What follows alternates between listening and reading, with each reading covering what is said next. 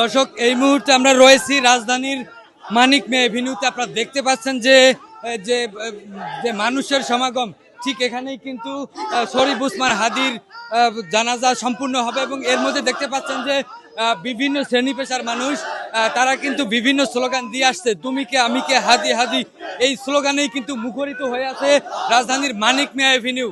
দর্শক, আপনারা দেখতে পাচ্ছেন যে লাখো মানুষের সমাগমে কিন্তু ভরে আছে এই মানিক মে এভিনিউ। আজকে হয়তো বাংলাদেশের ইতিহাস গড়ে একটি জানাজা সম্পূর্ণ হবে এবং আপনারা দেখতে পাচ্ছেন যে মানুষ কিন্তু যে স্লোগান, সেই স্লোগানে কিন্তু পুরো এলাকা প্রকম্পিত হয়ে যাচ্ছে।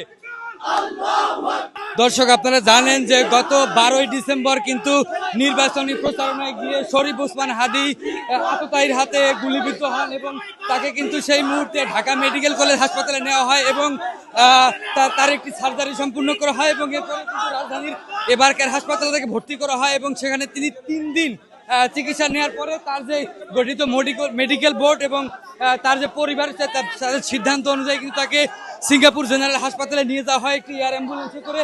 এরপরে কিন্তু সেখানেই তিনি চিকিৎসাধীন অবস্থায় গত শুক্রবারে তিনি শেষ নিঃশ্বাস ত্যাগ করেন।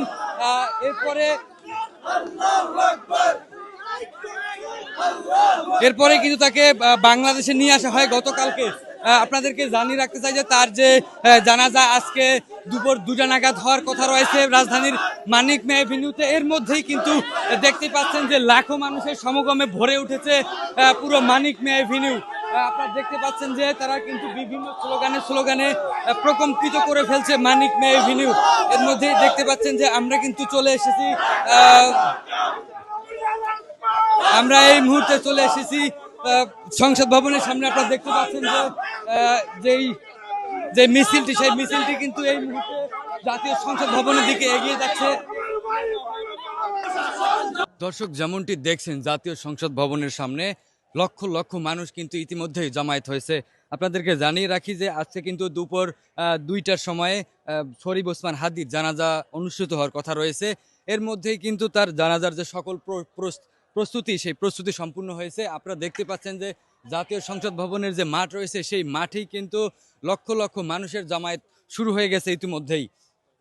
দর্শক, জাতীয় সংসদ থেকে শরীফ ওসমান হাদির জানাজার সর্বশেষ এই ছিল আমার কাছে তথ্য।